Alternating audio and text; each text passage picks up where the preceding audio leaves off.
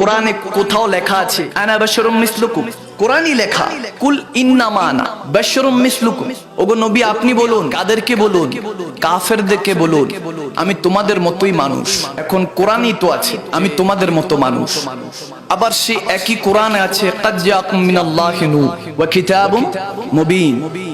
একই কোরআনে আছে আল্লাহ তুমি বলছো মিনাল্লাহি নূর, আমি আল্লাহ থেকে, আল্লাহর পক্ষ থেকে একটা নূর এসেছে। তাফসীরগণরা বলেন সেই নূর হলো নূরে মুহাম্মদ সাল্লাল্লাহু তাআলা। সেই কিতাবের মধ্যেই কিন্তু দেখেন কিতাবে এক জায়গায় আছে আনা বাশারুম মিসলুকুম, আমি তোমাদের মতো মানুষ। আবার সেই কিতাবে আছে কাদ জাআকুম মিনাল্লাহি নূর।